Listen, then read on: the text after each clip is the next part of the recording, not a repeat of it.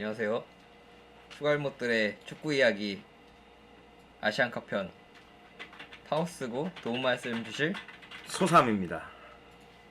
박수. 아무도 없구만.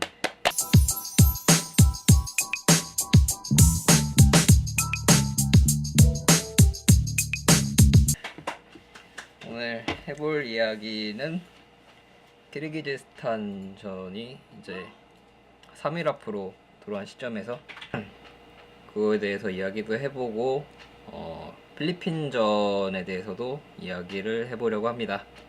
국가대표팀 대표팀 이야기. 그치? 대표팀 이야기도 통틀어서 이 얘기 저 얘기 우리는 어차피 전문가가 아니니까. 앞에 미리 말씀드렸다시피 저희는 축구를 좋아하는 거지 많이 아는 게 아닙니다. 저희가 무슨 뭐 엄청나게 유명한 배성재님, 박문성님 이런 분들처럼 축구에 대한 지식이 아주 해박하지는 않지만 그냥 대다수의 사람들이 보면서 할 수 있는 정도의 얘기를 방송으로 해볼 거예요. 너무 진지하게 안 받아들이셔도 되고 재미로 그냥 봐주시면 감사하겠습니다. 그러면은 시작을 해볼까요? 자, 그러면 우선 이 방송을 하게 된 이유가 그 AFC 아시안컵 대회가 진행이 되면서 이제 한국 축구를 이제 보는 사람들이랑 여러 가지 이야기를 해보기 위해서 이제 이 방송을 하게 된 건데 그러기 위해서 아시안컵에 대해서 일단 먼저 알아야 되지 않을까라는 생각이 듭니다. 보면은 지금 뭐 많은 축구 커뮤니티나 이런 데를 보면은 아시안컵을 좀 무시하는 경향. 사실 나도 아시안컵 자체를 잘 알지는 못했어. 왜냐면은 아시안 게임대로 뭐 옛날부터 방송해주고 하고 월드컵도 방송해주고 하니까 올림픽도 그렇고. 근데 아시안컵은 많이 못 본 것 같은데. 아시안컵도 사실 매번 방송도 하고 중계도 하고 했는데 요거는 근데 개인적인 생각인데 아시안컵이 좀 인기가 없고 조금 사람들의 관심이 떨어지는 이유 중에 하나가 대한민국 대표팀이 뭐 뒤에도 말씀드릴 거지만 대한민국 대표팀이 성적을 굉장히 못 낸 대회가 아시안컵입니다. 대표적으로. 그런데다가 아시안컵에 가장 성적을 잘 내는 대표적인 국가가 일본입니다. 한국과 일본은 뗄래야 뗄 수가 없죠. 그러다 보니까 조금 이제 관심이 없어 보일 수도 있는데 그렇다고 해서 관심이 없는 건 아니에요. 우리나라 축구에서 아시안컵을 굉장히 의식도 많이 하고 신경도 많이 쓰고 어떻게 보면 아시안컵 우승이 대한민국 축구 대표팀의 염원이라고 할 수도 있을 정도의 대회고 이 대회 자체도 그렇게 낮은 수준의 대회는 아니에요. 왜냐면 그 각 대륙별로 예를 들면 코파 아메리카, 유럽 같은 경우는 유로, 아프리카 아프리카도 컵이 있잖아요. 다 있는데 이제 아프리카 컵, 유로, 코파 아메리카 이런 식으로 다 제각각의 대륙의 컵이 있는데 아시안컵이 쉽게 생각하면 그 역할이라고 생각하시면 돼요. 그 정도의 급의 대회라고. 똑같은 급의 대회, 똑같은 그 정도 급이 아니라 똑같은 급. 근데 궁금한 게 있는데 왜 성적을 못 냈나? 근데 일본은 성적을 잘 냈나? 일본 근데 아시안 게임에서는 우리가 1등을 하고. 그러니까 이게 사실 뭐 실력이나 이런 걸로만 해석을 해서 될 건 아닌 것 같고 뭐 어떻게 보면은 뭐 대진 불운이 있었을 수도 있고 아니면 그냥 그때 상황이 좀 안 맞았을 수도 있는데 우연치 않게도 우리나라는 계속해서 우승을 하지 못하고 있고 이 대회 최다 우승국이 일본이고 그렇다고 2위냐? 우리가 2위도 아니에요. 제가 알기로는 2위가 이란인가 호주인가 그럴 거야. 그러니까 이제 조금 그렇게 보일 수는 있는데 어찌됐건 중요한 대회인 것만은 확실한 사실이고 요 대회를 만약에 이기면 이제 나중에 이제 컨페더레이션스 컵이라고 해서 대륙 간 챔피언들끼리 하는 대륙 간 대회가 또 있어요. 그걸 나가게 됩니다. 이 대회 같은 경우 컨페더레이션스 컵 같은 경우는 피파 주관 대회. 그리고 요 아시안컵 같은 경우는 AFC. 그러니까 아시아 축구 협회 거기서 하는 거고 컨페더레이션스 컵 같은 경우는 피파 주관이죠. 그러니까 주관도 더 커지고 대회 자체의 퀄리티도 올라가고 그 대회에 나갈 수 있는 출전권도 주어지는 거고요. 그러니까 한마디로 말해서 아시안컵은 우리가 관심이 조금 없었다 뿐이지 사실은 굉장히 중요하고 우승을 했으면 좋겠는 대회 중에 하나인 거죠. 그러니까 아시안 게임 우승도 좋고 뭐 월드컵 16강, 뭐 올림픽 뭐 동메달 다 중요하지만 어떻게 보면은 한국 국가대표 혹은 한국 축구팀을 이렇게 잘 보는 사람들의 입장에서는 요 대회 우승이 굉장히 간절한 소망 같은 거라고 생각하시면 되고요. 생각보다 꽤 큰 대회. 아주 큰 대회. 아주 큰 대회. 그냥 아시안 게임이나 컵이랑 비슷하다고 생각을 하면은 되려나 그런가? 그러니까 대륙을 대표하는 대회라고 생각하면 돼요. 그러니까 이렇게 생각하면 됩니다. 흔히 말하는 크리스티아노 호나우두, 리오넬 메시 이런 선수들이 월드컵도 뛰고 친선전도 뛰지만 항상 뛰는 대회. 호날두 같은 경우는 유로를 당연히 뛰고. 코파 아메리카? 그치. 리오넬 메시 같은 경우는 코파 아메리카를 당연히 뛰고. 요 두 개가 당연한 대회. 당연한 메이저 대회라고 사람들이 인식을 하잖아요. 똑같은 대회. 똑같은 대회. 그럼 손흥민이 아시안컵을 뛰는 건 당연한 거야? 당연한 거지. 안 뛰면 이게 이 하자가 더 많은 거예요. 안 뛰면 안 되는 거지. 보내줘야 되네. 당연히 보내줘야지. 당연히. 그래서 보내준 건가? 당연히 보내줘야지. 이거는 뭐 요새 커뮤니티 같은데 보면은 그런 말 굉장히 많아요. 뭐 아시안컵 정도는 손흥민 차출하지 말고 뭐 국내파가 어쩌고 저쩌고 어찐다고 저찐다고 막 되게 많은데 이게 말이 안 되는 거거든. 아니 그렇게 따지면 유로에 호날두 안 나오고 코파 아메리카에 메시 안 나오는 건데 이거는 각국 대표팀들이 최상의 전력을 가지고 우리가 이 대륙에서 짱이야를 겨루는 대회인데 그거를 우리 전력의 정말 큰 부분을 차지하는 대표 선수를 빼고 진행을 한다? 이거는 말이 안 되는 거예요. 그러니까 물론 그 선수에 대해서 너무 혹사를 당하는 게 아니냐라는 걱정을 할 수는 있지만 이거를 차출을 했다는 이유로 뭐 축구협회가 욕을 먹는다든지 뭐 왜 했냐라든지 이런 얘기가 나오는 거는 좀 이해할 수 없다라는 거죠. 그렇게. 그래서 어쨌든 현재 이 대회가 열리고 있는 장소는 아랍에미레이트고 1월 6일 날 한국 기준은 1월 6일 날 이제 개막을 했어요.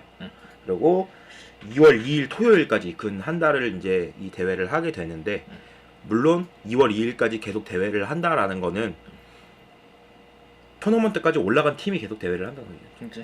그래서 2월 2일 날 이제 폐막을 하게 되고 지금까지 최다 우승국은 일본이 4회. 4회. 그리고 우리나라가 2회 우승을 했습니다. 근데 이게 조금 더 그런 게 2회 우승이 최근이 아니에요. 다. 그러면 언제쯤에?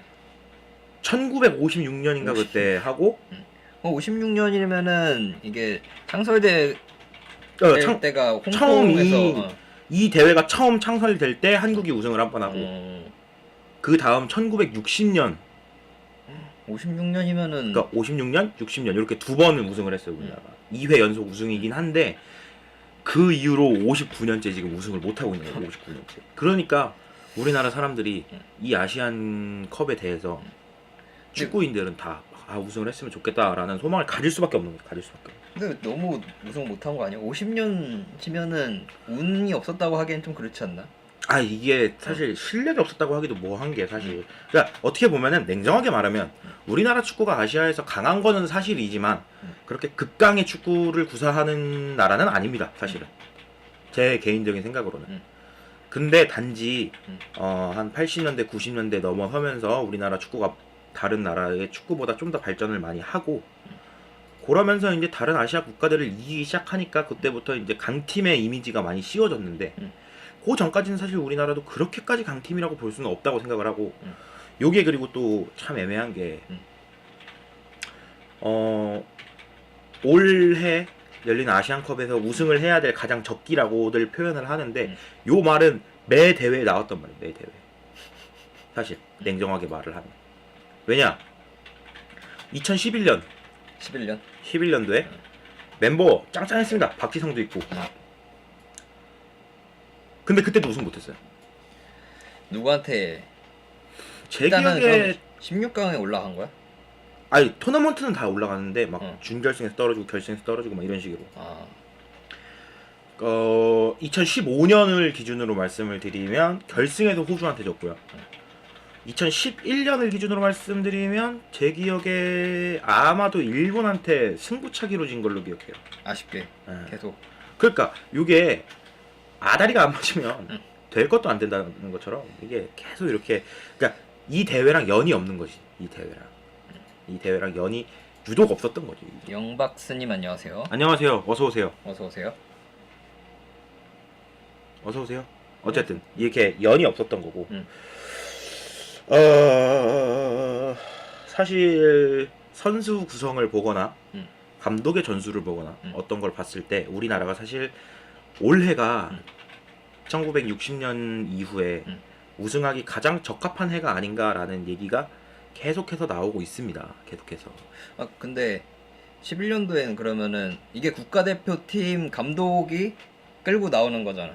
그치. 아시안 게임은 아시안 게임대로 따로 뽑지만 월드컵이랑 아시안컵은 그치. 아시안 게임 국가대표, 같은 경우는 조금 올림픽 대표팀에 가까운 느낌의 대표팀인 어. 거고, 요거는 정말 그냥 국가대표팀이. 대한민국 A 대표팀. 어. 그치. 국가대표팀이 나오면은 11년도에는 누가 감독을 했던 거지 그러면? 기억 안 나는데요? 그래? 예. 기억 안 나요. 오, 기대해도 되는 건가요? 우선 요거 저희가 앞으로 약간의 추가를 못 드리지만 조금의 되도 않는 요만큼의 분석을 더해가지고 앞으로 우리나라가 어떻게 될 건지에 대해서 이야기를 드릴 거예요. 혹시 궁금한 거 있으시면은 말씀하셔도 되고요. 채팅창으로 말씀해 주시면 계속해서 소통해가지고 서로 얘기를 할 수 있으니까 조금 지켜봐 주시면서 같이 채팅해 주시면 감사하겠습니다.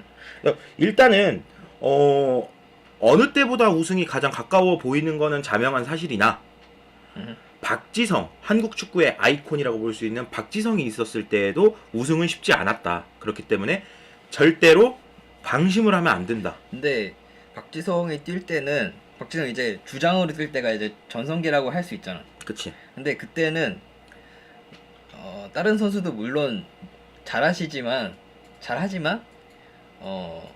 약간 너무 박지성 혼자 고군분투한 게 많지 않았나 싶은데. 그러니까 그게 사실 어떻게 보면은 박지성 혼자 고군분투를 똑같아. 지금도 사실 손흥민, 기성용 뭐 지금 엄청난 선수들이 많이 있지만. 잠깐. 헌팅 번즈님 안녕하세요. 안녕하세요. 예? 웰컴. 커모커모. 어허. 다끼리 히야. 커모커모. 어쨌든. 자, 두근. 나도 두근두근. 어쨌든 이게 이 축구라는 게 사실 어느 수준의 대회일지는 모르겠지만 어떤 대회든 간에 한 선수만 잘해서 우승을 할 수 있는 대회는 없습니다. 절대로. 물론 그 선수가 한두 게임 캐리해주고 한두 게임 끌고 가서 멱살 잡고 올라가가지고 막 우승 이럴 수도 있기야 하겠지만 정말 없어요. 그건. 그렇게 따지면은 아르헨티나 뭐 포르투갈 맨날 월드컵 우승하게 메시 호날두 있는데, 그러니까 절대 그건 불가능하고, 우리나라가 강팀이고 전력상 강팀인 것도 맞고 유리한 위치에 있는 것도 맞지만 절대로 방심을 하면 안 될 대회가 요 아시안컵이다라고 이제 기억을 해주시면 되고요. 생각보다 많은 분들이 아시안 게임과 아시안 컵을 헷갈리시는데 두 개는 다른 대회입니다. 아시안 컵과 아시안 게임은 전혀 다른 대회고, 아시안 게임은 이것저것 많이 하고 아시안 컵은 축구만 하고 이렇게 생각하시면 돼요. 그리고 그때 박지성 뛸 때는 내가 축구에 관심이 그렇게 없어서 그런 걸 수 있지만 지금은 이제 축구를 많이 보니까 다른 선수들의 기량도 꽤나 높아져가지고 이제 합이 잘 맞는다는 느낌? 사실 요게 벤투 감독 조금 뒤에 이제 얘기를 할 거긴 한데, 벤투 감독이 부임한 이후에 우리나라가 추구하는 플레이가 약간 합이 잘 맞아야 하는 플레이를 추구하고 있는데 되게 잘 나가다가 지난 1월 1일 사우디 평가전 이후로 조금 지금 휘청휘청하고 있어요. 살짝. 평가전에서 좀 아슬아슬하게 물론 이기긴. 평가전 같은 경우는 100% 평가를 할 수 없는 게 포메이션도 평소와 달랐고 많은 부분이 달라서 100% 평가를 할 수는 없지만 지금 현재로서 봤을 때 조금 이따 분석을 해드릴 건데 조금 이렇게 아슬아슬해요, 상황이. 근데 요것도 사실 제가 보기에는 우리나라 사람들이라고는 할 수는 없지만 몇몇 축구 팬분들이 좀 과격하신 분들이 막 한 게임 못하면 뒤져! 이러고 한 게임 잘하면 오! 이러고 하는데 그렇게 볼 문제는 아닌 것 같아요. 일단은 네. 앞으로 이제 차차 음. 제가 한 대로 이렇게 다 분석을 해가면서 같이 보면은 되겠습니다. 다음 할 얘기는 다음 할 얘기는 일단은 이 아시안컵을 뛰는 대한민국 국가대표팀에 대해서 일단은 어느 정도 알아야 이야기가 진행이 되지 않을까 싶어서 대한민국 국가대표팀에 대한 이야기를 가지고 왔습니다. 약간 그러면은 이걸 띄워놓고 하는 게 나을라나? 뭐 일단은 뭐 명단부터 그냥 말씀을 드리자면 뭐 축구를 오래 봐오신 분들, 저보다 더 많이 아시는 분들은 익숙한 선수들도 있으실 거고 평소에 축구를 그렇게 즐겨보시지 않고 뭐 월드컵 정도만 챙겨보시는 분들은 생소한 이름도 있을 수 있는데 좀 젊은 선수들도 많이 있고요. 유명한 선수도 많이 있는 명단입니다. 그래서 일단은 골키퍼 포지션별로 나눠봤어요. 포지션별로. 골키퍼 쪽에는 제일 나이가 많은 김진현 선수, 그다음에 현재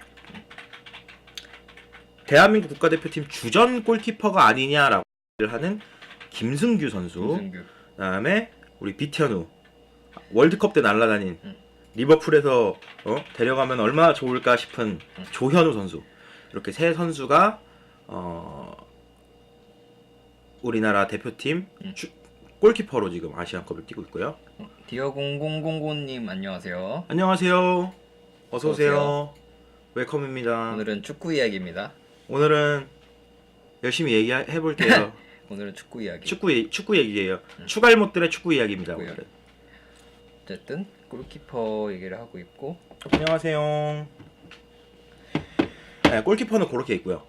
수비수 같은 경우는 어떻게 보면은 가장 근데 일단 축구 이게 선수 명단 얘기하니까 얘기하는 건데 약간 나는 조현우 선수가 이제 붙박이 같이 나오면서 김승규 선수가 교체로 나올 줄 알았는데, 왜냐면은 보여준 게 많으니까 조현우 선수가. 요거는 사실 우리가 판단을 하고 평가를 하기 좀 애매하지만 아니 나는 형보다 더 잘 모르니까. 그러니까 되게 애매한 부분인데 팬들이 보는 거랑 축구 대표팀 관계자들이 보는 거랑도 많이 다를 수 있고 뭐 사람마다 다른 거니까. 근데 우선은 사람들은 많이 얘기를 해요. 김승규 골키퍼가 발밑이 좋아서 조현우보다 앞서 있다 내지는 뭐 이런 얘기를 많이 하는데, 사실 지금 상황에서 발밑이나 안정감을 봤을 때 두 선수 다 워낙 잘하는 선수이기 때문에 아직은 뭐 넘버원 골키퍼를 정하라라고 하면은 좀 어려울 수 있는데 좀 지켜보는 과정인 것 같아요, 벤투 감독이 아직까지는. 근데 이제 아무래도 최근에 활약을 보여준 건 조현우 선수이기 때문에 사람들이 조현우 선수를 많이 원하는 거고 원하고 나왔으면 좋겠다라고 하는 거고, 김승규 선수 같은 경우도 사실 조현우 선수가 주전으로 뛰기 전부터 국가대표팀 골문을 지켰던 선수이기 때문에 뭐 많이 뭐 모자란다거나 그러진 않아요, 절대로. 충분히 본인의 역할을 할 수 있는 선수인데 단지 이제 조현우 선수의 임팩트가 워낙 강하다 보니까 좀 그런 얘기를 많이 듣고 있죠. 그런 얘기를. 그리고 이제 수비수를 보면 사실 뭐 골키퍼, 미드필더, 공격수 쪽은 익숙한 이름이 많아요, 아직. 근데 수비수 같은 경우는 좀 생소한 이름들이 보일 수 있어요. 그럴 수밖에 없지. 약간 스포트라이트를 받기가 어려우니까. 그것도 그렇고 좀 많이 바뀌는 추세예요. 바뀌는 추세. 그리고 사실 우리나라의 고질적인 문제 중에 하나가 포백 수비 라인이 약하다라는 얘기를 굉장히 많이 지적을 받았는데 그거를 이제 타개를 하려다 보니까 중간중간에 이렇게 조합도 많이 바뀌고 선수도 바뀌고 하다 보니까 어떻게 보면은 조금 축구를 즐겨보시지 않는 분들은 생소한 이름일 수도 있어요. 일단은 센터백들만 먼저 나열을 해드리면, 중앙 수비수들만 먼저 말씀을 드리면 권경원 선수, 권경원, 김민재 선수, 김민재, 김영권 선수, 김영권, 정승현 선수, 이렇게 4명입니다. 그러니까 두 명씩 이렇게 4명인데 4명인데 어찌됐건 2명은 주전으로 명씩. 뛰고 2명은 이제 서브가 될 건데 어쨌든 이렇게 4명이고요. 그 중에 이제 좀 익숙한 K리그 축구 팬들이나 아니면은 국가대표 축구 팬들이 익숙한 이름은 아무래도 김영권 선수랑 김민재 선수, 이렇게 두 선수가 좀 익숙할 거고요. 권경원 선수랑 정승현 선수 같은 경우는 권경원 선수는 좀 익숙할 수 있는데 정승현 선수 같은 경우는 아직 어린 선수고, 근데 뭐 그렇다고 뭐 많이 못하거나 이런 선수는 아니고 잘하지만 아직까지는 그래도 김영권 선수와 김민재 선수가 제일 주전 경쟁에서 앞서 있지 않나라는 생각이 들고, 지금은 제가 보기에 김민재, 김영권 두 선수가 가장 큰 주전 자원으로 보여집니다. 안녕하세요. 안녕하세요. 바로 팔로우를 해주시네. 어쨌든 지금 중요한 건 그거고, 그리고 레프트백. 이 현대 축구에서 양쪽 윙백은 굉장히 중요한 포지션이에요. 그래서 그치? 레프트백은 좀 익숙한 이름들이에요. 홍철, 김진수. 이제 레프트백이랑 라이트백 같은 자원들은 이제 수비도 가담해주고 공격 시엔 공격도 나가고 가담을 해주니까 현대 축구에서 중요한 선수들. 그래서 레프트 같은 경우는 홍철, 김진수 이렇게 두 선수. 뭐 두 선수 다 워낙 인지도가 있는 선수들이라서 한 번쯤은 다 들어보셨을 선수고, 특히 김진수 선수 같은 경우는 독일 프로축구 무대에서 뛰다가 현재 K리그로 들어온 선수이기 때문에 뭐 경력적으로나 뭘로 보나 커리어는 이름이 있는 선수라고 보면 되고, 그 다음에 이제 라이트백 이제 두 선수, 이용 선수랑 김문환 선수. 김문환 선수 같은 선수는 이제 아시안 게임에서 활약이 많았다고 생각하는데 건전지지. 엄청 뛰더만. 레프트백에 이제 김진야 선수랑 같이 두 김문환 선수랑 선수인데 일단은 이용, 김문환 이렇게 두 이용 선수. 김문환. 근데 그 중에 확실한 건 이용 선수가 확실한 주전. 김문환 선수는 아직은 조금 키우는 그런 선수고, 이용 선수는 또 뭐 월드컵 때 영 좋지 않은 곳에 공을 맞은 전력이 있기 때문에 많은 분들이 용언니라고 부르기도 하는데 뭐 실력만큼은 확실한 선수고요. 이렇게 해서 수비 자원이 둘, 넷, 여섯, 여덟, 아홉? 여덟인가? 둘, 넷, 여섯, 네, 여덟 명. 8명.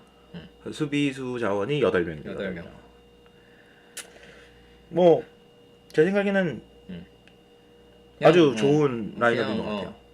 근데 또 벤투 감독이 여러 포지션을 뛰는 선수를 좋아하니까 또 이게 구멍을 메울 수 있는 선수들로 뽑았겠지. 흰둥이 아빠님이다. 하이하이. 안녕하세요. 하이하이. 구경 왔네요. 하이하이. 반갑네. 이렇게 보니까 반갑네. 반갑네. 반가네. 완전 햄토리구만. 그 다음 자 미드필더는 수비수와 공격수 사이에 자리를 해서 경기를 풀어가는 중요한 약간 조율사 같은. 조용히 있으려고 했는데 말도 안 되는 소리 하지 말아요. 나도 그럼 당신 방송 가서 조용히 있을 거야. 아시안 게임이랑 아시안컵이랑 다른가요? 예, 다른. 좋아요. 아유 좋아. 전혀 다른 대회입니다. 아시안 게임 같은 경우는 쉽게 말하면 올림픽 같은 느낌이에요.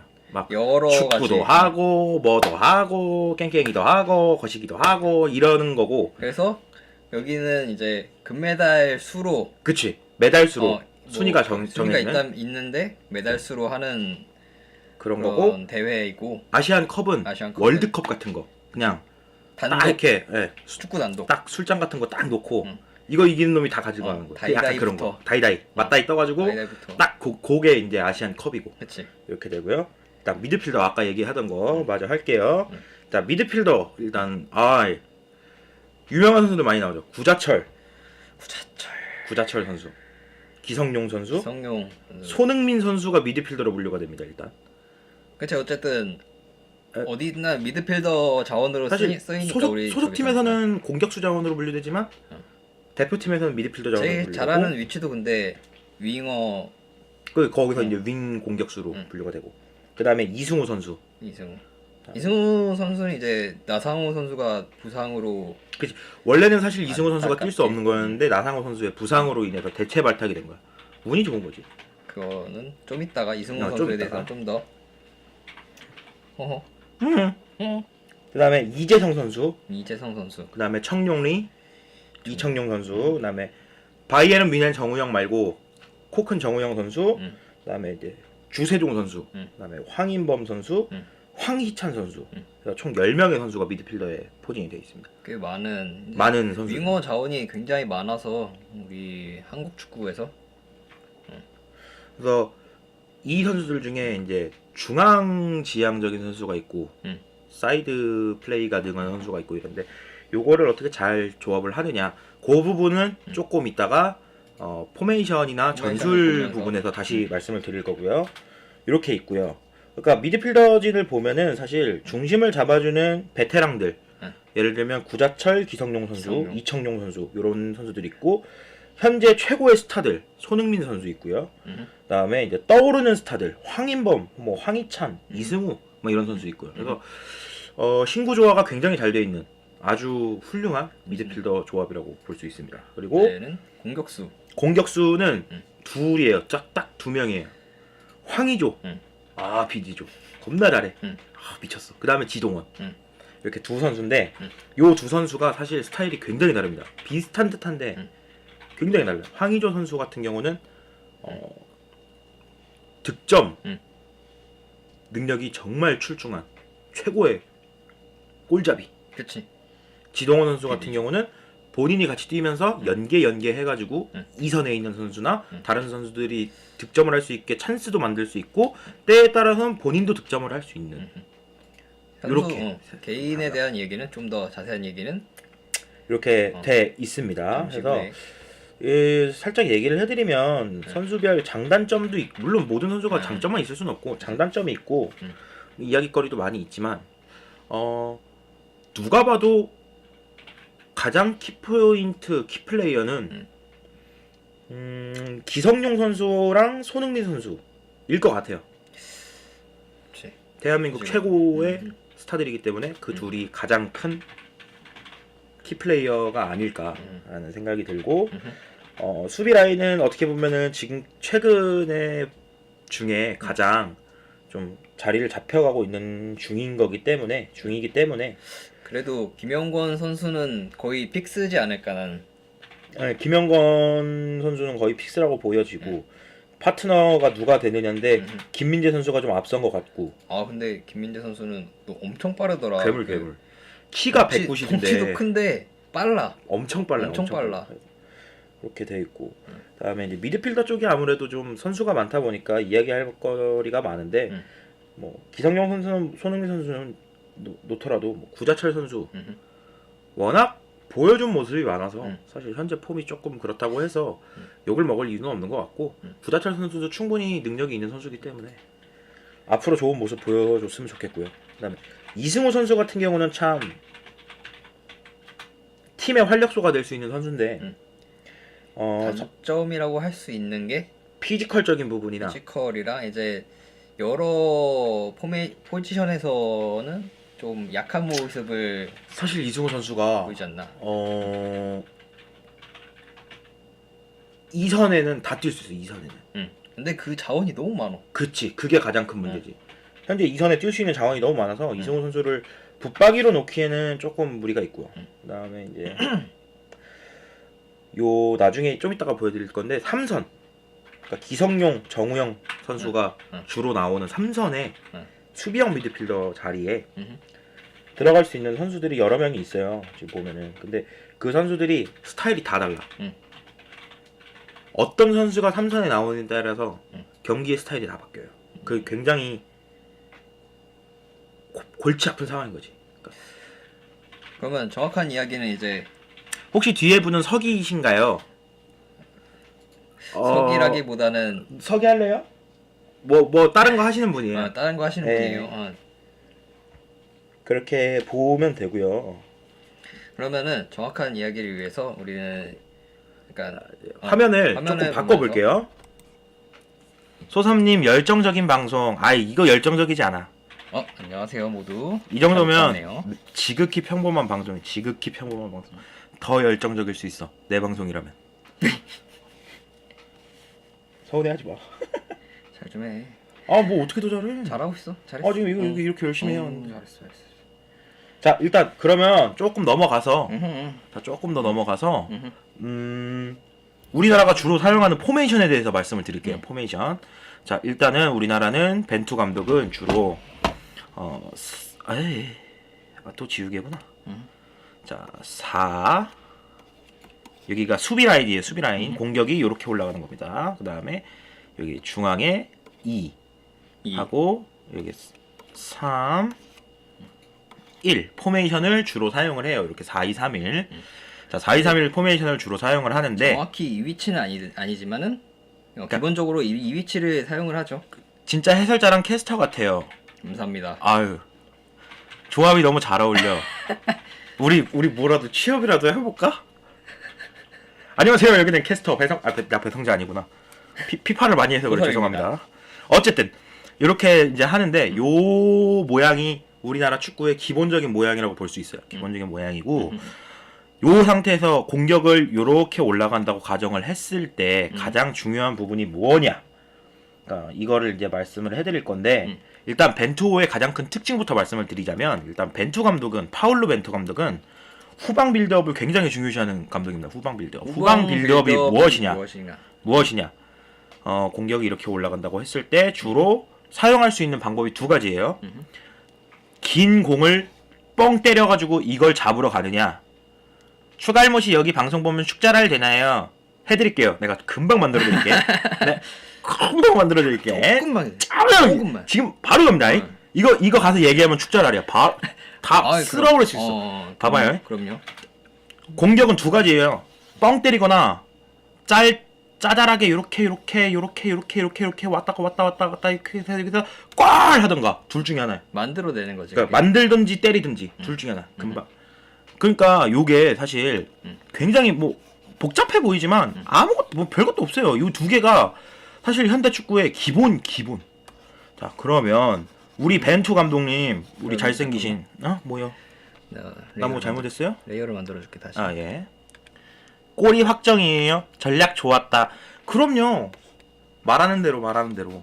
우리 윤우님이 하신 말씀이잖아. 여기 쓰면은 이게 지우개를 지워도 안 지워져 이게. 아, 좋네요. 자, 다시 갑니다. 자, 근데 우리나라 우리 또 지우개야. 맨날 지우개야. 지울 것도 없구만. 파울로 벤투 감독님의 전략이 무엇이냐? 후방 빌드업이랍니다. 후방 빌드업은 말이 어렵지만 어렵게 생각할 거 하나도 없어요. 후방이 뭐야? 후방주의 하잖아. 뒤에. 그렇지. 뒤. 그러니까 뒤. 공격수 라인이 앞이고. 와, 나 글씨 개 못 써. 어떡하지? 잘 좀 써. 죄송합니다. 공격수 라인이 앞이고. 내가 쓰고 내가 못 알아보겠네. 골키퍼 쪽이 뒤란 거죠. 자, 후방. 이게 뒤는 후방. 거기 하면 앞에가 뒤 같잖아. 이제 써드리는 거예요. 그치. 오케이. 자, 후방이 뒤. 똑같은 말이에요. 후방주의요. 이거 캡처해가지고. 어우야. 이거 유튜브 올라가니까. 내가 말 실수를 한 것 같아. 잘해요. 자, 그리고 후방. 그다음에 빌드업이 뭐냐? 아까 내가 뭐라 그랬죠? 두 가지 중에 하나가 붕 해가지고 가는 거라고 했고 나머지 하나가 뭐라 그랬어요? 나머지 하나는 이거였잖아. 짤. 지금 말이 좀 빨라. 이게 천천히. 이거의 빌드업입니다. 그러면 뭔 얘기냐? 뒤에서 짤 이게 후방 빌드업이야. 빌드업 그러니까 만들어낸다는 거지. 그치, 간단하게 말을 하면. 그러니까 스타크래프트에서 미네랄을 캐서 초기 나 스타 몰라. 그게 더 어려워. 조금씩 쌓아 올라가가지고 이제 한다는 의미가. 그래. 짤파밍. 짤파밍. 처음부터 막 어디 뭐 스쿨 안 들어가고 그냥 어디 저기 구석지부터 막 붕대 감고 막 이렇게 그게 빌드업이에요. 천천히 가는 거. 그러니까 후방 뒤에서부터 이렇게 빌드업을 시작한다. 이게 후방 빌드업입니다. 요게 바로 우리나라 대표팀이 주로 공격을 할 때 쓰는 거예요.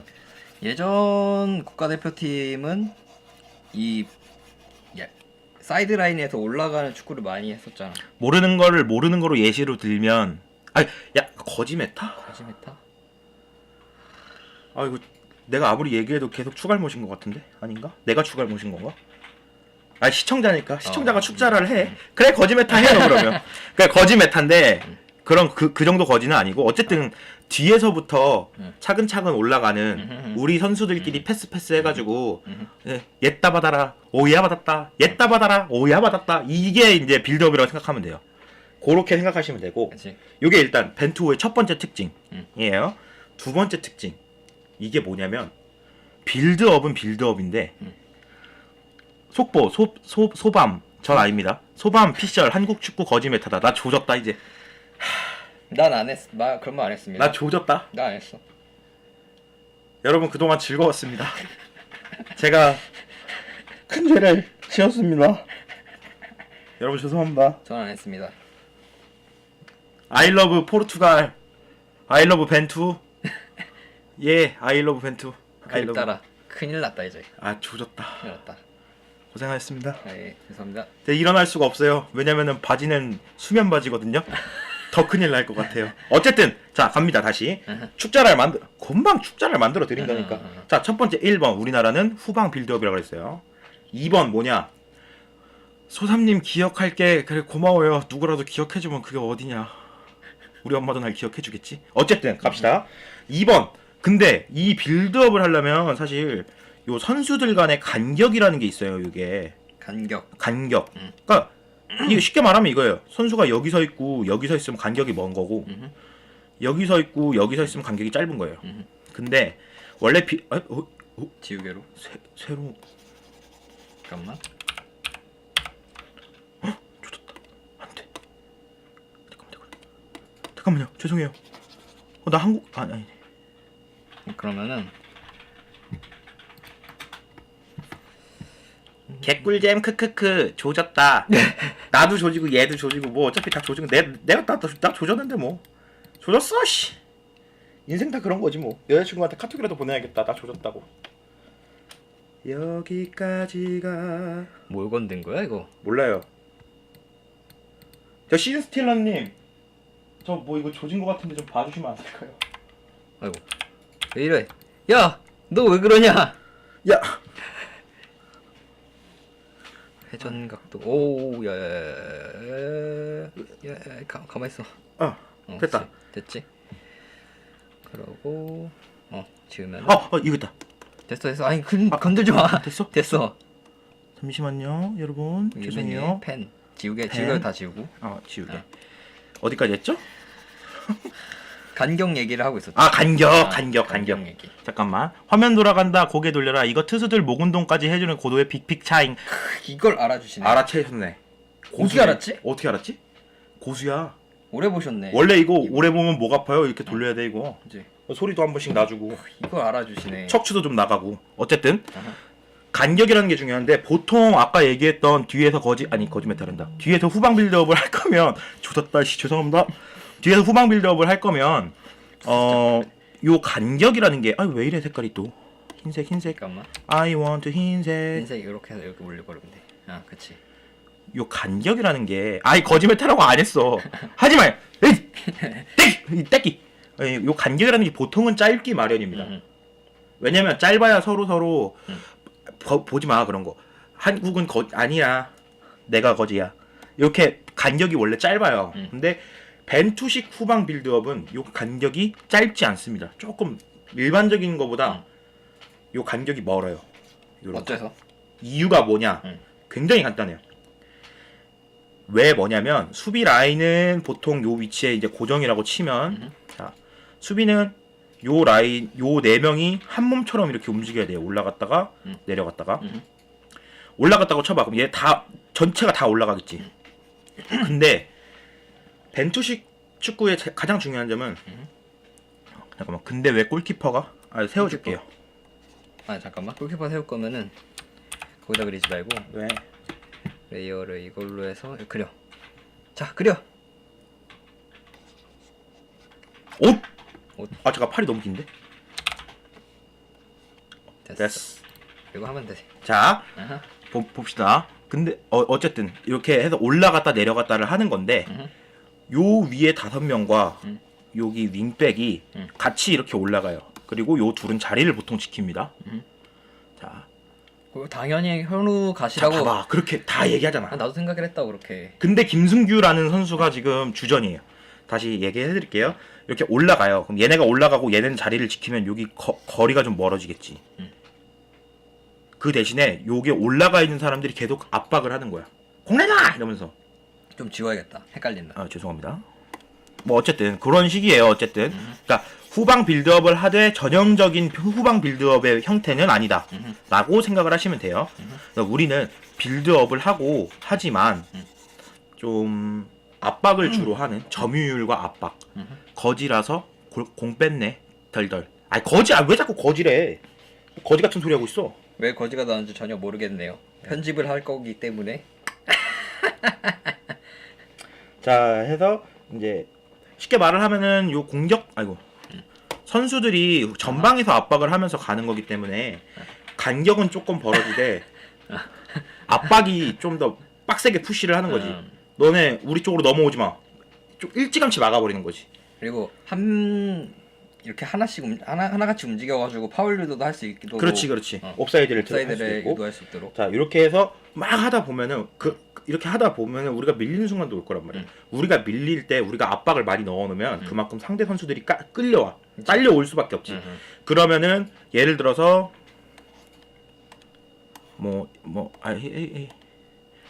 상대 선수를 그려드릴게. 파울 유도는 좋은 건가요? 좋은 거죠. 근데 요거는 조금 그럴 수 있는 게 보통 파울 유도라고 하면은 이 위치가 제일 중요해요. 위치가. 그리고 이게 양날의 검일 수 있는 게 하나같이 안 움직이면은 파울 유도가 안 되는 순간 수비수 숫자가 부족해서 그건 옵사이드 파울 유도. 그래서 어떤 파울 유도든 간에 위치라는 게 제일 중요해요. 위치가. 봐봐요. 여기가 우리 골대였잖아요. 봐봐요. 우리 골대인데 자 우리 골대인데 상대 팀이 이렇게 와요. 그래서 뭐 여기서 파울 유도를 했어.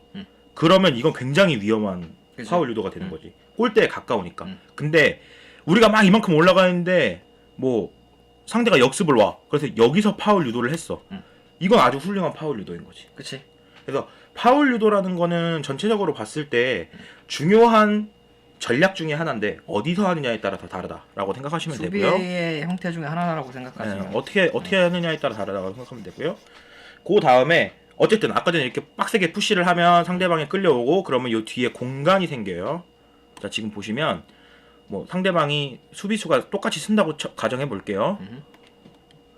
뭐 얘네는 상대 수비예요. 예를 들어 4-4-2라고 칠게요. 그냥 4 우리가 강팀이니까 보통 4-4-2 이렇게 쓴다고 쳐봐요. 우리가 이렇게 밀면 이렇게 밀면 얘네가 같이 이렇게 오겠죠. 그쵸? 밀면?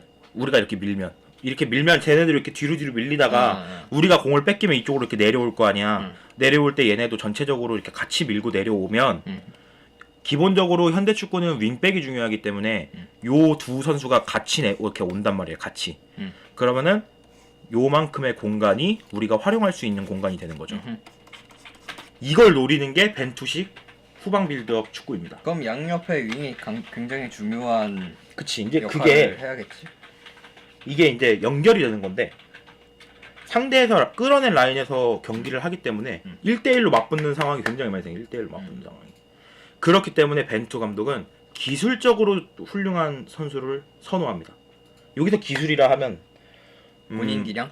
선수 개인 능력. 막 능력. 돌파 막 슉슉슉 막 이런 거 하고 막 호날두나 메시 이런 그치 막 약간 삼바 축구에 가까운 삼바 막 이런 거 하고 하는 선수를 선호하는 이유가 이런 축구를 구사하기 위해서예요. 이런 축구를 구사하기 위해서 쉽게 말을 하면 기술적으로 훌륭하지만 거지메타가 왜 나온지는 잘 모르겠네요. 누구인가? 누가 자꾸 거지 소리를 내어서 어쨌든 그런 상황입니다. 그래서 우리나라 같은 경우는 사실 기술적으로 가장 훌륭한 선수가 쉽게 말하면 손흥민 선수, 뭐 이승우 선수 그런 선수들은 충분히 1대1로 붙어가지고 이길 수 있는 선수들이기 때문에 기술적으로 훌륭한 선수라고 할 수 있죠. 반대로 이번에 떨어진 선수들 중에 뭐 문선민 선수나 이런 선수 같은 경우는 좀 스타일이 달라요. 그 선수들은 공간이 뭐 빡빡하거나 이러면 이렇게 막 할 수 있는 선수가 아니기 때문에 그런 선수들보다 좀 더 기술적으로 뛰어난 그렇지 우리 손 그 선세이셔널 와 원더풀 골 막 하는 그 선세이셔널 오고 그다음에 이제 이승우 선수 이렇게 발재간이 좋은 선수 빠른 선수 순간적으로 라인 브레이킹을 할 수 있는 선수들을 선호합니다. 벤투는.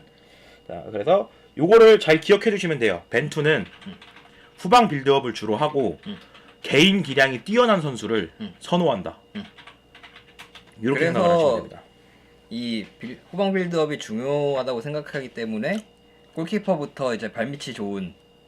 그치. 아까 전에 아마도 마하데비님께서 말씀하셨던 것 같은데 뭐 골키퍼는 뭐 비티아누 그저빗 막 조현우 막 그치. 소라빵머리 막 해가지고 그랬는데 현재 지금 못 나오는 이유가 뭐냐면 요 자리가 지금 김승규 선수가 뛰어요. 김승규 선수. 김승규 선수가 조현우 선수보다 조금 더 낫다고 평가를 받는 점이 뭐냐면 발밑이 좋다 그래요. 발밑이. 패스가 좋아. 패스가. 그래서 밀렸어요. 조금. 안타까운 얘기지만. 사실 선방 능력은 선방 능력은 그 거기서 거기라고 치면 거기서 그거- 그거 할수 있을까? 그래? 안정감은 좋아. 근데 단지 좀 스타일이 다르지. 조현우 선수는 안정적으로 잡아내는 데 있어서 장점이 있고 김승균 선수는 쳐내는 안정적으로 쳐내는 데 어. 이게 있고 그렇게 생각하시면 되고요. 그 정도로 생각하시면 됩니다. 그래서 일단은 요게 이제 저희 기본적인 한국 축구의 틀이 되고요. 근데- 아까 전에 근데 사우디에서는 왜 3백을 쓴 거야? 그거 같은 경우는 사실 모든 대표팀은 플랜 B라는 걸 만들어요. 플랜 B를 만들 수밖에 없지. 연습을 한 거야? 연습을 한 거지. 3백 연습도 한 거지. 그리고 요즘의 3백은 옛날이랑 달라서 옛날에는 3백 하면 굉장히 수비적인 전술이었는데 지금은 공격적인 전술로 충분히 쓸 수 있기 때문에 써보는 거지. 근데 사실 우리나라가 예전부터 3백을 잘하기는 했지만 잘했던 적도 있었지만 지금은 그닥 맞는 옷은 아닌 것 같다라는 생각이 듭니다. 여기서 질문 있나요? 없네요. 잠깐 할게요. 자 여기서 우리가 일단 1차전 어땠는지 한번 짚고 넘어갈게요. 1차전 1차전 어디랑 했나요? 1차전 필리핀이랑 그저께 했어요. 그저께 1월 7일 한국 시간 1월 7일 날 했는데 자 일단 선발 라인업부터 적어드릴게요. 자 왼쪽으로 김진수 선수가 나왔어요. 왼쪽으로. 그다음에 여기에 킹영권 선수가 나왔고요. 이쪽에 영권 킹? 이제 김민재 선수가 김민재 나왔어요. 선수? 이쪽으로 우리 용언니 용원니 나왔고요. 그렇게 하면은 이 추가율 그러니까 김영권 선수, 이용언니. 이용원니 이용언니. 이용원니 지금 선수 차별인가요? 아니. 이 사람 자꾸 날 보내려고 그러는데 당신 이따 방송할 때 봐 어디. 내가 당신 아주 물어뜯어 줄게. 오늘 흰둥이 아빠 아주 계속 골반 계속 걸릴 줄 알아. 근데 당신 골반 가만두지 않겠어. 어쨌든 이용 선수 이렇게 있고요. 자 미드필더 라인이 이제 기성용 선수. 기성용 우리나라 축구에서 빠질 수 없는. 그다음에 이제 정우영 선수. 지금 선수 이거 약간 당신 골반 어디 한번 해봐 그래. 김장철 한번 김장철 배추 풀어지듯이 한번 풀어줘봐 어디. 당신 전쟁이야. 그다음에 이제 위에 3 라인에 여기 우리 황희찬 선수. 황희찬. 보통 오른쪽에 많이 뛰었는데 요쪽에는 왼쪽에 뛰었어요. 그다음에 가운데에 구자철 선수가 뛰었습니다. 후반에 교체가 되긴 했는데 일단 선발 라인업. 그다음에 이재성 선수 뛰었고요. 이래성 같은데 그냥 대충 봐요. 귀찮아. 왜 앙탈을 부려? 그 다음에 이제 황의조 빛의조 황의조 빛- 선수 의조 선수 이렇게 뛰었어요. 요게 1차전 때 라인업입니다. 1차전 때 라인업. 근데 손흥민은요? 좋은 질문이에요. 손흥민 선수는 아직 영국에 있습니다. 요게 영국 토트넘에서 굉장히 중요한 선수이기 때문에 우리나라 국가대표팀 쉽게 생각하면 한국 축구협회랑 딜을 한 거지. 서로 딜을 했어요. 뭐 보내는 주는데 좀 늦게 보내줄게. 좀 늦게 우리 지금 보내줘야지. 리그 하느라 바쁘니까 조금만 늦게 보내줄게 해서 오케이 해가지고 그만큼 손흥민이 부자라서는 아니고요. 토트넘에서 이제 키플레이어가 됐다. 그렇죠. 자리를 그래서 완전히 잡았다. 아직 안 왔어요. 네. 아직 안 왔고 이렇게 했는데 사실 일단 결과부터 말씀을 드리자면 그닥 훌륭한 경기는 아니었어요. 아니었지. 그 우리 손 비특민 맞아. 네. 그저 빛이지 뭐. 나 생각만 하면 기분이 어쨌든 그렇게 훌륭한 경기는 아니었어요. 근데 왜 그랬느냐가 중요하죠. 왜 그랬냐. 일단은 요때 늘 벤투가 그랬듯이 똑같이 후방 점유율 아까 전에 얘기했었던 뒤에서 이렇게 따라라라라따 하면서 가는 그걸 했는데 잘 안 됐어요. 안 된 이유가 뭐냐? 일단 첫 번째 1번 패스미스. 패스미스가 너무 심했어. 많이 심했어.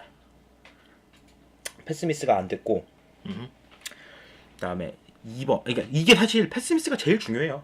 왜냐면 이 경기의 장점을 뽑으라 그러면 글쎄 장점? 이게 이거고 이 경기에 잘 된 점 글쎄 딱히 뭐 약간 이거고. 필리핀한테 휘둘리지 않았나 싶은데 난. 단점을 뽑으라 그러면 글쎄 딱히 뭐 싶은 것 빼곤 다 단점인데 이거예요. 약간 물론 내가 까는 건 아닌데 약간 그런 느낌인데 이게 왜 이유가 있어요. 왜 그러냐면 우리나라는 1. 크리스마스인가요?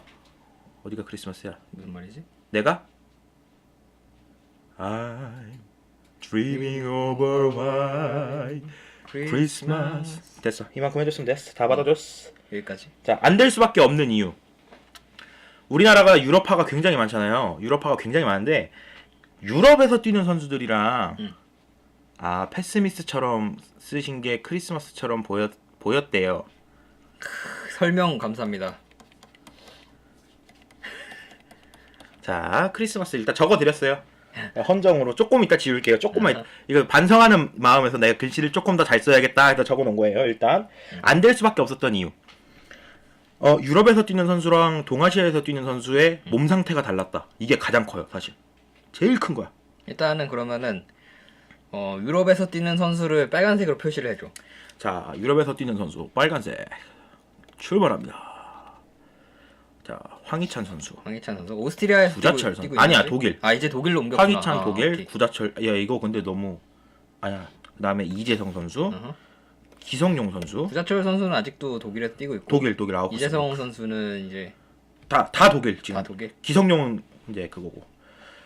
요렇게 이게 사실 별거 아닌 것 같은데 선발 라인업 11명 중에 4명이라면 요 4명은 사실 어떻게 보면 쌩쌩하다고도 볼 수 있어요. 왜냐면 축구 선수들은 시즌 중에 몸을 만들고 시즌이 끝나면 몸이 이렇게 좀 떨어지잖아요. 컨디션이. 근데 지금 여기 보면은 뭐 황의조 뭐 요 외 파란색으로. 외 뭐 황의조 뭐 정우영, 이용, 김민재, 김영건, 김진수. 요런 선수들은 지금 사실 시즌 오프가 됐다. 그치 동아시아 쪽이라서 시즌이 어느 정도 끝난 상태여서 몸이 이미 휴식기에 들어간 선수들인 거야. 좀 쉬자 이런 거. 좀 쉬자. 야, 이 주인놈 쉬자 좀. 약간 이런 느낌이고. 맛있는 것 좀 먹고. 그치. 약간 그런 거고. 여기 요 네 선수는 야 버려야 돼. 들 때 버려야 된다. 땡겨라. 약간 이런 느낌이고. 물 들어왔을 때 노져라. 그렇지. 약간 그런 느낌인데 그러다 보니까 반대로 생각을 해봐요. 자, 유럽권에서 뛰는 분들은 한창 철이니까 기량이 좋다 이 말씀이시죠. 아주 박수. 훌륭해. 날래 박수 치라. 이게 정확한 표현이에요. 그렇지. 유럽권에서 뛰는 분들은 한창 때니까 기량이 아주 좋은 거지. 근데 봐봐요. 이게 아시아권에서 뛰는 선수들은 쉬니까 이게 같이 뛰어야 되는데 한 사람은 100, 뭐 100은 아니더라도 뭐 90이고 한 사람이 50이라고 치면은 이게 안 맞기 때문에 나는 90일 때 받을 수 있는 패스를 뿌렸는데 50이니까 못 받고 막 이런 식으로 되는 거야. 그러니까 잘 안 된 거지. 축자랄이다. 그러니까 축자랄이시네. 엄청 일로 오실래요? 나보다 잘하는 것 같은데? 나 조졌네 또. 오늘 많이 조집니다 제가. 어쨌든 그런 상황이어서 잘 안 됐어요 서로. 그래서 선수 간 컨디션이 다르기 때문에 유기적인 플레이가 힘들었다가 첫 번째입니다. 그 다음에 이제 두 번째 이렇게 극단적인 수비를 하는. 왜냐면 아시안컵에서는 우리나라가 굉장히 강팀이에요. 약팀이 아닙니다. 월드컵 때처럼. 그렇기 때문에 대부분의 나라가 우리나라를 상대로 버스를 이빠이 세워요. 그냥 수비수를. 그냥 여기 다 수비야. 막 죄다 수비야. 수비. 템백이라고도 하지. 템백 그래. 하고 여기 이제 옷 이렇게 한 명 있고. 축구 선수가 11명이 뛰는데 한 팀당. 근데 골키퍼 빼고 10명이 전부 다 다 여기 서 있는 거야. 수비를 하는 거야. 이거 어떻게 뚫어? 그러니까 못 뚫어. 총 쏴야 돼 이거. 총을 쏴. 이거 쏴야 돼. 안 그러면 못 뚫어. 그러니까 그게 또 힘들었다. 내려앉은 팀은 광화문의 경찰 버스 같은 분. 칭찬 듣고 싶구나. 칭찬을 원했네. 박수 치라. 됐어. 됐어. 딱 그런 느낌이. 그렇게 하니까 이제 뚫기가 힘들었던 거 그렇게 하니까. 자, 그래서 이렇게 내려앉은 팀으로는 팀을 상대로는 그렇게 힘들 수가 있다.